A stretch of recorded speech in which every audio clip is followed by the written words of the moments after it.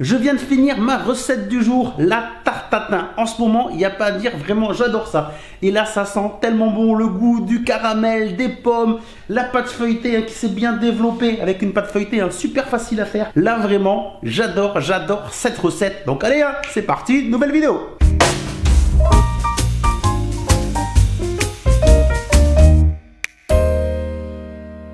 Les apprentis chefs, bonjour, j'espère que vous allez bien et comme d'habitude que vous avez très faim. J'ai peaufiné un petit peu ma recette. Alors d'abord, première question, pâte sablée ou pâte feuilletée? Quand vous regardez sur internet, c'est toujours un grand débat, comme pour toutes les recettes. Personnellement, ça sera pâte feuilletée. Je trouve ça plus sympa. Le joli feuilletage qui est dessus à la cuisson, il n'y a pas de sucre. Pour moi, ça allège, entre guillemets, si on peut dire ça comme ça, la tarte. On va donc partir sur une pâte feuilletée. On va faire revenir dans un premier temps les pommes. Ensuite, on passera au caramel. Et puis le montage, caramel, pommes, pâte feuilletée au four. Et puis, croyez-moi qu'en ce moment, je me régale avec cette recette de la tarte tatin. Allez, on perd pas de temps et on commence tout de suite. La pâte feuilletée, je l'ai déjà préparée en avance. Vous avez dans la description ma recette pour la pâte feuilletée. Super simple, rapide, express en 5 minutes. N'hésitez pas, surtout, n'achetez pas les pâtes industrielles. Donc, on commence tout de suite avec les pommes. Je vais commencer par la corvée de pommes. Donc, je vais éplucher les pommes, puis les couper en deux, puis ensuite en quartiers.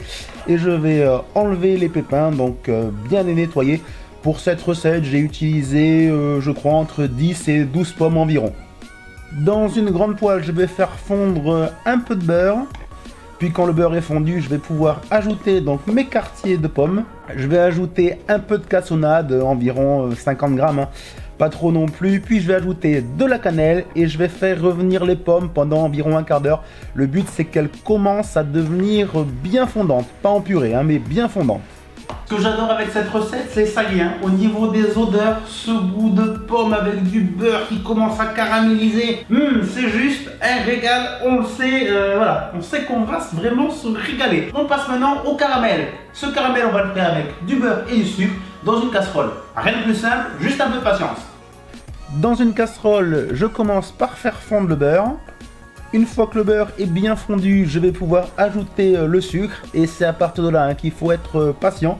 Donc avec le feu bien fort, on va attendre que le caramel se forme.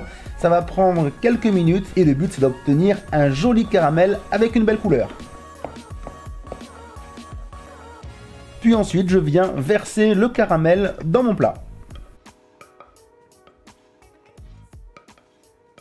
Encore une fois, là, on est vraiment pas mal au niveau des odeurs. Donc, je laisse le caramel se figer doucement au fond de mon plat. Forcément, là, le mélange de température entre le caramel qui est forcément extrêmement chaud et le plat qui est froid. Faites attention à ne pas vous brûler. Là, du coup, le plat, moi, direct, il est devenu bien chaud. Donc, j'attends quelques minutes que le caramel fige. Parce que si je mets les pommes tout de suite, ça va faire encore un peu trop de chaleur. Donc, je ne prends pas de risque de me brûler. J'attends que le caramel fige. Et là, vraiment, j'exagère même pas. C'est vraiment très chaud. Je ne peux même pas le prendre à la main tellement que le caramel a chauffé là tout mon plat. Et là, je pense que c'est bon. C'est encore un peu chaud. Mais ça va largement mieux. Donc maintenant, je vais venir placer mes quartiers de pommes au fond de mon plat contre le caramel. Faut pas hésiter à mettre bien les quartiers de pommes, bien serrés, que ce soit bien compact. Ça fera une tarte tatin beaucoup plus jolie. Moi, il y a trop, plus c'est sympa. Donc allez, je vais prendre les premiers quartiers de pommes. C'est bon, le caramel a refroidi. Et voilà, je vais essayer de bien coller les pommes.